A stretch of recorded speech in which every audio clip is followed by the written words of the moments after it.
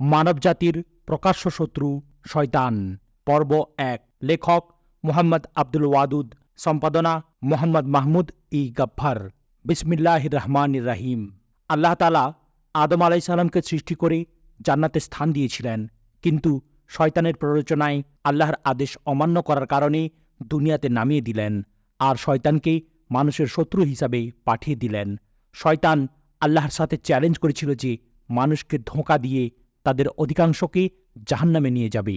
শয়তানকে মানুষের জন্য পরীক্ষা স্বরূপ সৃষ্টি করা হয়েছে। এই পরীক্ষাতে যারা পাশ করবে তাদের জন্য পরকালে রয়েছে জান্নাত, আর ফেল করলে পরিণাম হবে জাহান্নাম। শয়তান দুনিয়ার মানুষকে বিভ্রান্ত করেছে নানাভাবে, খারাপকে ভালো বানিয়ে তার অনুসরণ করাচ্ছে এবং আল্লাহর বিধান থেকে দূরে নিয়ে যাচ্ছে। ব্যক্তি জীবন থেকে আরম্ভ করে সামাজিক ও রাষ্ট্রীয় সকল জীবনে আমরা আল্লাহর বিধান থেকে অনেক দূরে ও শয়তানের বিধানের খুব কাছে অবস্থান করছি। অধিকাংশ মানুষ জানেই না যে কোনটি ভালো কাজ আর কোনটি শয়তানের কাজ। এই অজানাকে পুঁজি করে শয়তান মানুষকে বিভ্রান্ত করার প্রচেষ্টায় আল্লাহর ইবাদত থেকে দূরে রাখার কাজে ব্যস্ত। তাই আমাদেরকে শত্রু সম্পর্কে জানতে হবে, তার কাজ সম্পর্কে অবহিত হতে হবে এবং শয়তানের চক্রান্ত থেকে বাঁচার চেষ্টা করতে হবে। শয়তানের পরিচয়। আদম আলাইহিস সালামকে সৃষ্টির আগে পৃথিবীতে যে জিনজাতি বাস করত, ইবলিস ছিল তাদের অন্যতম। সূরা কাহাফ আয়াত নম্বর 50। শাহর ইবনু হাওসাব রাহমাতুল্লাহ আলাইহি বলেন, ইবলিস জিন দলভুক্ত ছিল। যখন তারা পৃথিবীতে হাঙ্গামা সৃষ্টি করে তখন আল্লাহ তাআলা তাদের নিকট ফেরেশতাদের প্রেরণ করেন। ফেরেশতাগণ তাদের কতককে হত্যা করেন, কতককে বিভিন্ন দ্বীপে নির্বাসন দেন এবং কতককে বন্দী করেন। ইবলিস ছিল বন্দীদের একজন। ফেরেশতাগণ তাকে ধরে সঙ্গে করে আকাশে নিয়ে যান এবং সে সেখানেই রয়ে যায়। সে ছিল আগুনের সৃষ্টি। সূরা আর রহমান আয়াত নম্বর 15 এবং সূরা হিজর আয়াত নম্বর 27। আয়েশা রাদিয়াল্লাহু তাআলা আনহা থেকে বর্ণিত, রাসূলুল্লাহ সাল্লাল্লাহু আলাইহি সাল্লাম বলেছেন, ফেরেশতাদেরকে নূর থেকে সৃষ্টি করা হয়েছে আর জিনদেরকে আগুনের শিখা থেকে সৃষ্টি করা হয়েছে। মুহাম্মদ ইবনু ইসহাক রাহমাতুল্লাহ আলাইহি ইবনু আব্বাস রাদিয়াল্লাহু তাআলা আনহু থেকে বর্ণনা করেন যে পাপে লিপ্ত হবার পূর্বে ইবলিসের নাম ছিল আজাজিল। সে ছিল পৃথিবীর বাসিন্দা। অধ্যবসায় ও জ্ঞানের দিক থেকে ফেরেশতাদের মধ্যে সেই ছিল সকলে সেরা। অতঃপর যখন আল্লাহ আদম আলাইহিস সালামকে সৃষ্টি করে ফেরেশতাদেরকে নির্দেশ দিলেন তাকে সিজদা করার জন্য, তখন সকল ফেরেশতা সিজদা করল, কিন্তু ইবলিস সিজদা করল না। আল্লাহ বলেন, স্মরণ করো যখন তোমার প্রতিপালক ফেরেশতাদেরকে বলেছিলেন, আমি মানুষ সৃষ্টি করছি কাদামাটি থেকে। যখন আমি তাকে সুষম করব এবং তাতে আমার রূহ সঞ্চার করব, তখন তোমরা তার প্রতি সিজদাবনত হবে। তখন ফেরেশতারা সকলেই সিজদাবনত হল, কেবল ইবলিস ব্যতীত। সে অহংকার করল এবং কাফিরদের অন্তর্ভুক্ত হল। তিনি বললেন, হে ইবলিস, আমি যাকে নিজ হাতে সৃষ্টি করলাম তার প্রতি সিজদাবনত হতে তোমাকে কিসে বাধা দিল? তুমি কি ঔদ্ধত্য প্রকাশ করলে, না তুমি উচ্চ মর্যাদা সম্পন্ন? সে বলল, আমি তার চেয়ে শ্রেষ্ঠ। আপনি আমাকে আগুন থেকে সৃষ্টি করেছেন এবং তাকে সৃষ্টি করেছেন কাদামাটি থেকে। তিনি অর্থাৎ আল্লাহ তাআলা বললেন, তুমি এখান থেকে বের হয়ে যাও। নিশ্চয়ই তুমি বিতাড়িত এবং তোমার উপর আমার লানত স্থায়ী হবে কর্মফল দিবস পর্যন্ত। আপনি আমাকে অবকাশ দিন পুনরুত্থান দিবস পর্যন্ত। তিনি বললেন, তুমি অবকাশপ্রাপ্তদের অন্তর্ভুক্ত হলে অবধারিত সময় উপস্থিত হওয়ার দিন পর্যন্ত। সে বলল, আপনার সম্মানের শপথ, আমি তাদের সকলকেই পথভ্রষ্ট করব, তবে তাদের মধ্যে একনিষ্ঠ বান্দাদের নয়। তিনি বললেন, তবে এটাই সত্য আর আমি সত্যই বলি, তোমার দ্বারা ও তোমার অনুসারীদের দ্বারা আমি জাহান্নাম পূর্ণ করবই। সূরা সাদ আয়াত নম্বর 71 থেকে 85। উক্ত ঘটনাটি বিভিন্নভাবে কুরআনের সূরা বাকারাহ, আরাফ, হিজর, বনী ইসরাইল, তোহা ও সাদে বর্ণিত হয়েছে। আদমকে সিজদা না করার কারণে আল্লাহ ইবলিসকে জান্নাত থেকে বের করে দেন। আদম ও হাওয়াকে জান্নাতে থাকার আদেশ দেন এবং তাদেরকে জান্নাতে সকল নেয়ামত ভোগ করার অনুমতি দেন, কেবল একটি বৃক্ষ ছাড়া। শয়তান আদম ও হাওয়াকে বিভিন্নভাবে আল্লাহর আদেশ অমান্য করার জন্য কুমন্ত্রণা দিতে থাকে। সে আদম আলাইহিস সালামকে এই বলে কুমন্ত্রণা দিল যে, হে আদম, আমি কি তোমাকে বলে দেব অনন্ত জীবনপ্রদ বৃক্ষের কথা এবং অক্ষয় রাজ্যের কথা? সূরা তাহা আয়াত নম্বর 120। সে আরও বলল, আল্লাহ তোমাদেরকে এই গাছের ফল খেতে নিষেধ করেছেন, কারণ যদি তোমরা ফল খাও তাহলে তোমরা ফেরেশতা হয়ে যাবে, না হয় চিরস্থায়ী হয়ে যাবে। সুতরাং জান্নাতে চিরস্থায়ী হতে হলে এ বৃক্ষের ফল খাও। সূরা আরাফ আয়াত নম্বর 20 থেকে 22। শয়তানের চক্রান্তে পড়ে আদম ও হাওয়া আলাইসাল্লাম একসময় নিষিদ্ধ বৃক্ষের ফল খেয়ে ফেলেন। তখন তাদের প্রতিপালক তাদেরকে ডেকে বললেন, আমি কি তোমাদেরকে এ বৃক্ষের নিকটবর্তী হতে বারণ করিনি, এবং আমি কি তোমাদেরকে বলিনি যে শয়তান তোমাদের প্রকাশ্য শত্রু? তারা বলল, হে আমাদের প্রতিপালক, আমরা নিজেদের প্রতি অত্যাচার করেছি। যদি আপনি আমাদেরকে ক্ষমা না করেন এবং দয়া না করেন, তবে অবশ্যই আমরা ক্ষতিগ্রস্তদের অন্তর্ভুক্ত হয়ে যাব। সূরা আরাফ আয়াত নম্বর 22 এবং 23। আল্লাহ পাক আদম ও হাওয়া আলাইহিস সালামের অপরাধ ক্ষমা করে জান্নাত থেকে দুনিয়ায় নামিয়ে দিলেন এবং শয়তানকে মানুষের জন্য শত্রু করে দিলেন আর মানবজাতির জন্য নির্দেশ দিয়ে দিলেন।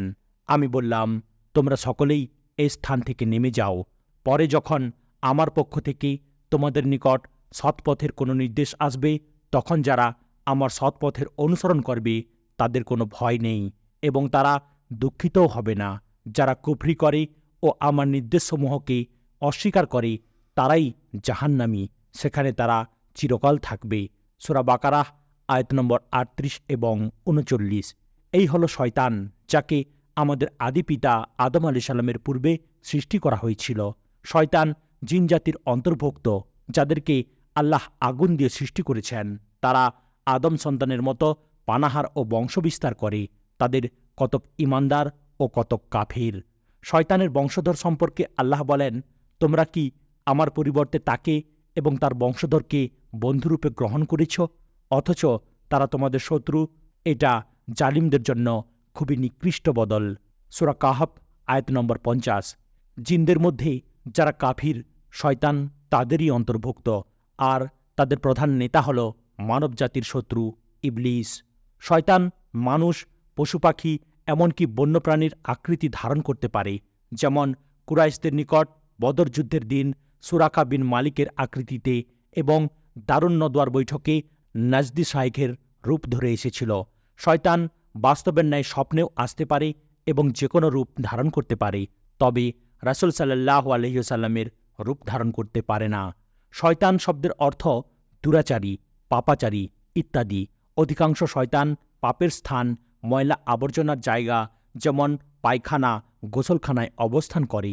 এ কারণে রাসূল সাল্লাল্লাহু আলাইহি সাল্লাম এসব স্থানে সালাত পড়তে নিষেধ করেছেন ও পায়খানায় প্রবেশ করতে নির্দিষ্ট দোয়া শিক্ষা দিয়েছেন। আর শয়তান শুধু জিনদের মধ্যে থেকে নয়, বরং মানুষের মধ্যেও হয়ে থাকে। মানুষদের মধ্যে যারা অন্যায় কাজ করে, অন্যকে অন্যায়ের আদেশ দেয়, অন্যায় কাজে উৎসাহিত করে, তারাই মানব শয়তান। এজন্যই কুরআনের সূরা নাসে জিন শয়তানের কাছ থেকে আশ্রয় গ্রহণের সাথে সাথে মানব শয়তান থেকেও আশ্রয়ের নির্দেশ এসেছে। হাসান বসরি রহমতুল্লাহ আলাইহি বলেন, শয়তান দু প্রকার। জিন শয়তান সর্বদা মানুষের মনে ধোঁকা দেয়, আর মানুষ শয়তান প্রকাশ্যে ধোঁকা দেয়। কাতাদাহ বলেন, জিনের মধ্যেও শয়তান আছে, মানুষের মধ্যেও শয়তান আছে। তারা নিজ নিজ দলভুক্তদেরকে পাপকার্য শিক্ষা দেয়। তোমরা উভয় শয়তান থেকে আল্লাহর কাছে আশ্রয় চাও। ইকরিমা রহমতুল্লাহ আলাইহি বলেন, মানবদের শয়তান হচ্ছে তারাই যারা মানুষকে পাপকার্যের পরামর্শ দেয়। একদা আবুজার গিফারি রাদিয়াল্লাহু তাআলা আনহু জনৈক ব্যক্তিকে বলেন, তুমি কি মানুষ শয়তান থেকে আল্লাহর আশ্রয় চেয়েছ? লোকটি বলল, মানুষের শয়তান আছে কি? তিনি বললেন, হ্যাঁ আছে। অতঃপর তিনি নিচের আয়াতটি পাঠ করলেন, এমনিভাবে আমি প্রত্যেক নবীর জন্য শত্রু সৃষ্টি করেছি মানুষ শয়তান ও জিন শয়তানের মধ্য থেকে। তারা ধোঁকা দেওয়ার জন্য একে অপরকে কারুকার্য খচিত কথাবার্তা শিক্ষা দেয়। সূরা আনআম আয়াত নম্বর 112। মানুষের ন্যায় জিন জাতির উপরও আল্লাহর ইবাদত করা ফরজ। সূরা জারিয়াত আয়াত নম্বর 56। তারাও কিয়ামতের দিন জিজ্ঞাসিত হবে। সূরা আনআম আয়াত নম্বর 130। মুহাম্মদ সাল্লাল্লাহু আলাইহি ওয়াসাল্লাম মানুষের ন্যায় জিনদের জন্যও রাসূল রূপে প্রেরিত হয়েছিলেন। সূরা জিনের শুরুতে ও সূরা আর রহমানে জিনদেরকে আল্লাহর রাসূলের দাওয়াতের কথা বর্ণিত হয়েছে। আল্লাহ তাআলা প্রতিটি জীবকে জোড়া জোড়া সৃষ্টি করেছেন, তাই শয়তান তথা জিনদেরও বিবাহশাদী হয়, ঘর সংসার আছে এবং তাদেরও বংশবৃদ্ধি হয়। সূরা কাহফ আয়াত নম্বর 50। তাদের খাদ্য হচ্ছে হাড়। তা খাওয়ার সময় বিসমিল্লাহ বললেই তা পূর্ণাঙ্গ গোশতে পরিণত হয়। আর গোবর হচ্ছে তাদের পশুর খাদ্য। শয়তান মানুষের মধ্যে প্রবেশ করতে পারে যেভাবে রক্তনালী প্রবাহিত হয়। মানুষকে পাপের পথে নেয়ার জন্য বিভিন্ন শয়তান সবসময় প্রচেষ্টা চালিয়ে যাচ্ছে। মানব শিশু জন্মের সাথে সাথেই শয়তান তাকে আঘাত করে।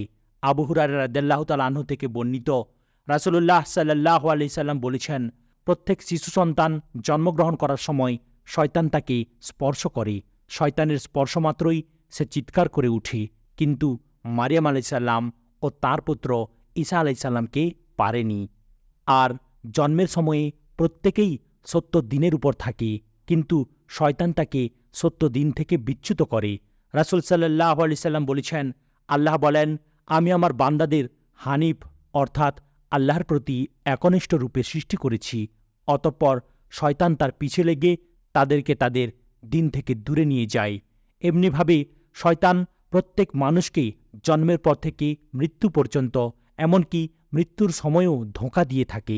তাই আল্লাহ দুনিয়াতে মানুষকে প্রেরণ করে আল্লাহর অনুসরণের নির্দেশ দেওয়ার সাথে সাথে শয়তানের পদাঙ্ক অনুসরণ থেকে নিষেধ করেছেন।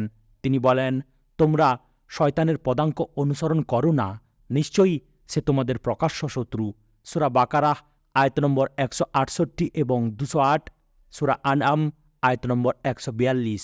দুনিয়ার জীবন শেষে পরকালেও আল্লাহ শয়তানের অনুসরণ না করার প্রতিশ্রুতি সম্পর্কে জিজ্ঞেস করবেন। তাই মানুষকে লক্ষ্য করে আল্লাহর ওয়াদা স্মরণ করিয়ে দিয়ে তার ইবাদত করার নির্দেশ দিয়ে আল্লাহ বলেন, হে বনি আদম, আমি কি তোমাদেরকে বলে রাখিনি যে শয়তানের ইবাদত করো না, সে তোমাদের প্রকাশ্য শত্রু, এবং আমার ইবাদত করো, এটাই সরল পথ। শয়তান তোমাদের অনেক দলকে পথভ্রষ্ট করেছি, তবুও কি তোমরা বুঝো না? সূরা ইয়াসিন আয়াত নম্বর 60 থেকে 62। শয়তান মানুষকে সবসময় জাহান্নামে নিতে চায়। তাই আমাদের উচিত শয়তান সম্পর্কে সচেতন থাকা ও একনিষ্ঠভাবে আল্লাহর অনুসরণ করা। শয়তানের কাজসমূহ। শয়তানের কাজ হল মানুষকে খারাপ ও মন্দ কাজের প্রতি আহ্বান করা। পৃথিবীতে যত মন্দ কাজ আছে সবগুলোই শয়তানের কাজ। নিম্নে কুরআন ও হাদিসের আলোকে শয়তানের কতিপয় কাজ উল্লেখ করা হল। ১. মানুষকে বিপথগামী করা। আদম আলাইহিস সালামকে সিজদা না করার কারণে যখন শয়তানকে দুনিয়াতে নামিয়ে দেয়া হল, তখন সে মানুষকে বিপথগামী করার দৃপ্ত শপথ করে। কুরআনের ভাষায় সে অর্থাৎ শয়তান বলল, আপনার ইজ্জতের কসম, আমি অবশ্যই তাদের সবাইকে বিপথগামী করে দেব। সূরা সোয়াদ আয়াত নম্বর ৮২। বিপথগামী করার মাধ্যমে শয়তান মানুষদেরকে জাহান্নামের দিকে নিয়ে যায়।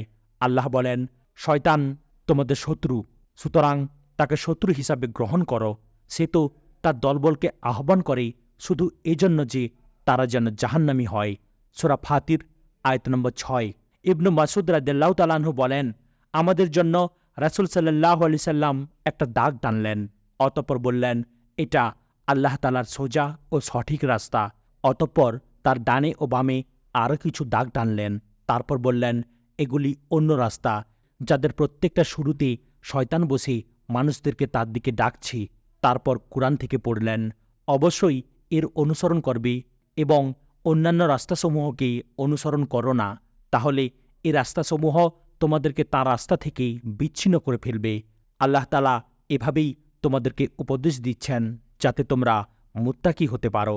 ২. চক্রান্ত করা। শয়তান সবসময় মানুষের বিরুদ্ধে চক্রান্ত করে থাকে।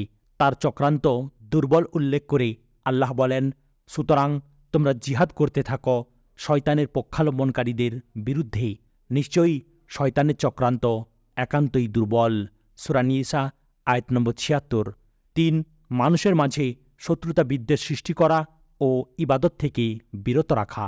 আল্লাহ বলেন, শয়তান তো চায় মদ ও জুয়ার মাধ্যমে তোমাদের পরস্পরের মাঝে শত্রুতা ও বিদ্বেষ সঞ্চারিত করে দিতে এবং আল্লাহর স্মরণ ও সালাত থেকে তোমাদের বিরত রাখতে। অতএব তোমরা নিবৃত্ত হবে কি? সূরা মায়দা আয়াত নম্বর ৯১। জাবির রাদিয়াল্লাহু তাআলা আনহু থেকে বর্ণিত, তিনি বলেন, আমি রাসূলুল্লাহ সাল্লাল্লাহু আলাইহি সাল্লামকে বলতে শুনেছি, আরব উপদ্বীপের মুসলমানদের কাছ থেকে শয়তান আনুগত্য পাওয়ার ব্যাপারে নিরাশ হয়ে গেছি, কিন্তু তাদের মধ্যে ঝগড়া বিবাদ, মনোমালিন্য ও পারস্পরিক সম্পর্ক ছিন্ন করার ব্যাপারে সে নিরাশ হয়নি। 4. আল্লাহর বান্দাদের মাঝে ঝগড়া সৃষ্টি করা। আল্লাহ বলেন, আমার বান্দাদেরকে বলে দিন তারা যেন যা উত্তম এমন কথাই বলে। শয়তান তাদের মধ্যে সংঘর্ষ বাধায়। নিশ্চয়ই শয়তান মানুষের প্রকাশ্য শত্রু। সূরা বনী ইসরাইল আয়াত নম্বর 53। জাবির রাদিয়াল্লাহু তাআলা আনহু হতে বর্ণিত, রাসূলুল্লাহ সাল্লাল্লাহু আলাইহি সাল্লাম বলেছেন, শয়তান তার সিংহাসনকে পানির উপর স্থাপন করে, তারপর মানব সমাজে তার বাহিনীসমূহ প্রেরণ করে। তার দৃষ্টিতে ফিতনা সৃষ্টি করায় যে যত বড় মর্যাদায় সে তত বেশি নৈকট্যের অধিকারী। তাদের কেউ একজন আসে আর বলে যে আমি অমুকের পেছনে লেগেই থাকি। অবশেষে তাকে এমন অবস্থায় রেখে এসেছি যে সে এমন এমন জঘন্য কথা বলে বেড়াচ্ছি। এ কথা শুনে ইবলিস বলে, না, আল্লাহর শপথ, তুমি কিছুই করনি। আবার আরেকজন এসে বলে, আমি অমুক ও তার স্ত্রীর মধ্যে বিচ্ছেদ ঘটিয়েই তবে ছেড়েছি। রাসূলুল্লাহ সাল্লাল্লাহু আলাইহি সাল্লাম বলেন, এ কথা শুনে শয়তান তাকে কাছে টেনে নেয় এবং বলে, কত উত্তম কাজই না তুমি করেছ। 5. প্ররোচিত করা। শয়তান মানুষকে খারাপ কাজের দিকে নিয়ে যাওয়ার জন্য বিভিন্নভাবে প্ররোচনা দিয়ে থাকে। সে সর্বপ্রথম প্ররোচনা দিয়েছিল আদম আলাইহিস সালাম ও তাঁর স্ত্রী হাওয়া আলাইহিস সালামকে। আল্লাহ বলেন, অতঃপর শয়তান উভয়কে প্ররোচিত করল যাতে তাদের অঙ্গ যা তাদের কাছে গোপন ছিল তাদের সামনে প্রকাশ করে দেয়। সে বলল, তোমাদের পালনকর্তা তোমাদেরকে এ বৃক্ষ থেকে নিষেধ করেননি, তবে তা এ কারণে যে তোমরা না আবার ফেরেশতা হয়ে যাও কিংবা হয়ে যাও চিরকাল বসবাসকারী। সূরা আরাফ আয়াত নম্বর 20। অন্যত্র আল্লাহ বলেন, অতঃপর শয়তান তাকে প্ররোচনা দিল, বলল, হে আদম, আমি কি তোমাকে বলে দেব অনন্তকাল জীবিত থাকার বৃক্ষের কথা এবং অবিনশ্বর রাজত্বের কথা? সূরা তোহা আয়াত নম্বর 120। 6. পাপ কাজকে সুশোভিত করা। শয়তান পাপ কাজকে সুশোভিত করে যাতে মানুষ সেদিকে আকৃষ্ট হয়। আল্লাহ বলেন, বস্তুত তাদের অন্তর কঠোর হয়ে গেল এবং শয়তান তাদের কাছে সুশোভিত করে দেখালো যে কাজ তারা করছিল। সূরা আনআম আয়াত নম্বর 43। হুদহুদ পাখি সুলাইমান আলাইহিস সালামকে রানী বিলকিসের জাতির বর্ণনা দিতে গিয়ে বলেছিল, আমি তাকে ও তার সম্প্রদায়কে দেখলাম তারা আল্লাহর পরিবর্তে সূর্যকে সিজদা করছে। শয়তান তাদের দৃষ্টিতে তাদের কার্যাবলী সুশোভিত করে দিয়েছে, অতঃপর তাদেরকে সৎপথ থেকে নিবৃত্ত করেছে, অতঃপর তারা সৎপথ পায় না। সূরা নামল আয়াত নম্বর 24 এবং সূরা আনকাবুতের 38 নম্বর আয়াতেও এ বিষয়ে আলোচনা এসেছে। 7. কৃত ওয়াদা বা অঙ্গীকার ভঙ্গ করা। শয়তান মানুষের সাথে ওয়াদা করে যে সে খারাপ কাজ করলে মানুষদেরকে সাহায্য করবে, পরে সে ওয়াদা ভঙ্গ করে। আল্লাহ বলেন, সে তাদেরকে প্রতিশ্রুতি দেয় এবং তাদেরকে আশ্বাস দেয়। শয়তান তাদেরকে যে প্রতিশ্রুতি দেয় তা সব প্রতারণা বই, কিছুই নয়। সূরা নিসা আয়াত নম্বর 120। এছাড়া জাকাত দিলে ফকির হয়ে যাবে, এ ধরনের ধোঁকা শয়তান মানুষকে দিয়ে থাকে। আল্লাহ বলেন, শয়তান তোমাদেরকে অভাব অনটনের ওয়াদা অর্থাৎ ভীতি প্রদর্শন করে এবং অশ্লীলতার আদেশ দেয়। পক্ষান্তরে আল্লাহ তাআলা নিজের পক্ষ থেকে ক্ষমা ও বেশি অনুগ্রহের ওয়াদা করেন। আল্লাহ প্রাচুর্যময়, সুবিজ্ঞ। সূরা বাকারা আয়াত নম্বর 268। কিয়ামতের দিন যারা শয়তানের ওয়াদা অনুযায়ী চলেছে তারা যখন দেখবে যে তারা জান্নাতে প্রবেশ করতে পারে না, তখন তারা শয়তানকে দোষারোপ করবে। এর জবাবে শয়তান বলবে, যখন সব কিছুর মীমাংসা হয়ে যাবে তখন শয়তান বলবে, আল্লাহ তোমাদেরকে প্রতিশ্রুতি দিয়েছিলেন, সত্য প্রতিশ্রুতি, আমিও তোমাদেরকে প্রতিশ্রুতি দিয়েছিলাম, কিন্তু আমি তোমাদেরকে প্রদত্ত প্রতিশ্রুতি রক্ষা করিনি। সূরা ইব্রাহিম আয়াত নম্বর 22। 8. প্রতারণা করা। শয়তান মানুষকে যে ওয়াদা দেয় সে ওয়াদা আসলে ওয়াদা নয়, বরং প্রতারণা মাত্র। আদমকে সিজদা না করার ঘটনায় আল্লাহ শয়তানের বৈশিষ্ট্য বর্ণনা করতে গিয়ে বলেন, প্রতারণা ছাড়া শয়তান কোনো ওয়াদা দেয় না। বনী ইসরাইল আয়াত নম্বর 64। অন্য আয়াতে আল্লাহ বলেন, এমনিভাবে আমি প্রত্যেক নবীর জন্য শত্রু করেছি শয়তান, মানব ও জিনকে। তারা প্রতারণা করার জন্য একে অপরকে কারুকার্য খচিত কথাবার্তা শিক্ষা দেয়। যদি আপনার পালনকর্তা চাইতেন তবে তারা এই কাজ করত না। সূরা আনআম আয়াত নম্বর 112। 9. খারাপ ও অশ্লীল কাজের আদেশ দেয়া। আল্লাহ বলেন, হে ঈমানদারগণ, তোমরা শয়তানের পদাঙ্ক অনুসরণ করো না। যে কেউ শয়তানের পদাঙ্ক অনুসরণ করবে তখন তো শয়তান নির্লজ্জতা ও মন্দ কাজেরই আদেশ করবে। সূরা নূর আয়াত নম্বর 21। 10. মুসলমানদেরকে বিভক্ত করা।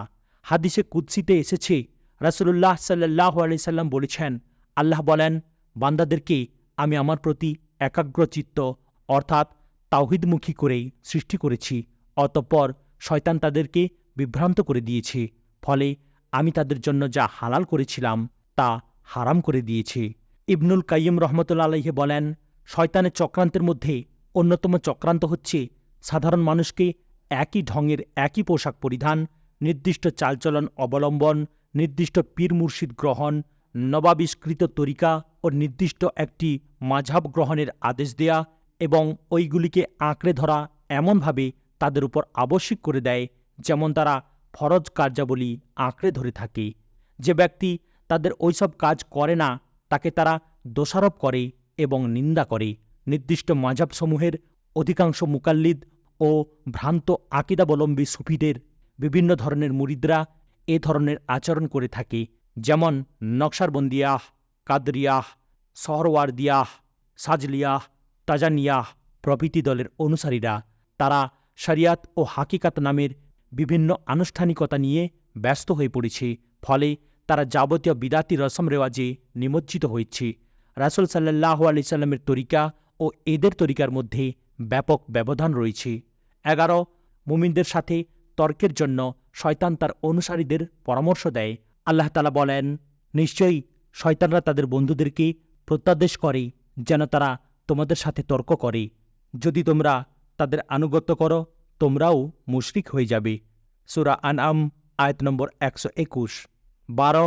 অপচয় ও অপব্যয় করা। অপচয় ও অপব্যয় শয়তানের কাজ। আল্লাহ বলেন, নিশ্চয়ই অপব্যয়কারীরা শয়তানের ভাই। শয়তান স্বীয় পালনকর্তার প্রতি অতিশয় অকৃতজ্ঞ। সূরা বনী ইসরাইল আয়াত নম্বর 27। 13. ধোঁকা দেওয়া।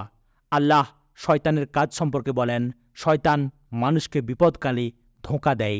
সূরা ফুরকান আয়াত নম্বর 29। 14. ভালো কাজে বাধা ও মন্দ কাজে উৎসাহ দান। আল্লাহ মুমিনদেরকে সতর্ক করে বলেন, শয়তান যেন তোমাদেরকে ভালো কাজ করা থেকে বাধা না দেয়। নিশ্চয়ই সে তোমাদের প্রকাশ্য শত্রু। সূরা যুখরুফ আয়াত নম্বর 62। শয়তান ভালো কাজে বাধা দেওয়ার সাথে সাথে মন্দ কাজে উৎসাহিত করে। আল্লাহ বলেন, আপনি কি লক্ষ্য করেননি যে আমি কাফেরদের উপর শয়তানকে ছেড়ে দিয়েছি, তারা তাদেরকে বিশেষভাবে মন্দ কার্যে উৎসাহিত করে। সূরা মারিয়াম আয়াত নম্বর 83। 15. প্রভুত্ব বিস্তার করা ও আল্লাহর স্মরণ থেকে ভুলিয়ে দেওয়া। আল্লাহ বলেন, শয়তান তাদের উপর প্রভুত্ব বিস্তার করেছে, ফলে তাদেরকে ভুলিয়ে দিয়েছে আল্লাহর স্মরণ। তারা শয়তানেরই দল। সাবধান, শয়তানের দল অবশ্যই ক্ষতিগ্রস্ত। সূরা মুজাদালা আয়াত নম্বর 19। 16. জাদু করা। আল্লাহ সুলাইমান আলাইহিস সালামের সময়ের অবস্থা বর্ণনা করে বলেন, তারা ওই শাস্ত্রের অনুসরণ করল যা মুসলমানদের রাজত্বকালে শয়তানেরা আবৃত্তি করত। সুলাইমান কুফরি করেনি, শয়তানরাই কুফরি করেছিল। তারা মানুষকে জাদুবিদ্যা শিক্ষা দিত। সূরা বাকারাহ আয়াত নম্বর 102। জাবের বিন আবদুল্লাহ রাদিয়াল্লাহু তাআলা আনহু বলেন, নবী করিম সাল্লাল্লাহু আলাইহি সাল্লামকে জাদু দ্বারা জাদু ছুটানো সম্পর্কে জিজ্ঞেস করা হলে তিনি বলেন, এটি শয়তানের কাজ। 17. বিভ্রান্ত করা। ওহদ যুদ্ধে মুসলমানদের অবস্থা বর্ণনা করে আল্লাহ বলেন, তোমাদের যে দুটি দল লড়াইয়ের দিনে ঘুরে দাঁড়িয়েছিল, শয়তান তাদেরকে বিভ্রান্ত করেছিল, তাদেরই পাপের দরুন। সূরা আলে ইমরান আয়াত নম্বর 155। 18. নিজের ইবাদত করানো। হাসরের দিনে আল্লাহ তাআলা জাহান্নামীদের বলবেন, হে বনি আদম, আমি কি তোমাদেরকে বলে রাখিনি যে শয়তানের ইবাদত করো না, সে তোমাদের প্রকাশ্য শত্রু। সূরা ইয়াসিন আয়াত নম্বর 60। 19. মদ, জুয়া ও শিরকের প্রচলন করা। আল্লাহ তাআলা বলেন, হে মুমিনগণ, মদ, জুয়া, প্রতিমা এবং ভাগ্য নির্ধারক স্বরসমূহ এসব শয়তানের অপবিত্র কাজ বই তো নয়, অতএব এগুলো থেকে বেঁচে থাকো যাতে তোমরা কল্যাণপ্রাপ্ত হও। সূরা মায়দা আয়াত নম্বর 90। 20 কুফরিতে নিমজ্জিত করা। আল্লাহ তাআলা বলেন, তাদের দৃষ্টান্ত শয়তানের মতো, যে মানুষকে বলে কুফরি করো, অতঃপর যখন সে কুফরি করে তখন শয়তান বলে, তোমার সাথে আমার কোনো সম্পর্ক নেই, আমি জগৎসমূহের প্রতিপালক আল্লাহকে ভয় করি। সূরা হাশর আয়াত নম্বর 16। আজ এখানেই সমাপ্ত করলাম। ভিডিওর পরবর্তী অংশ অর্থাৎ পর্ব 2 এবং পর্ব 3 দেখার জন্য চ্যানেলটিকে সাবস্ক্রাইব করুন, লাইক, কমেন্ট এবং শেয়ার করতেও ভুলবেন না। আসসালামু আলাইকুম ওয়া রাহমাতুল্লাহি ওয়া বারাকাতুহু।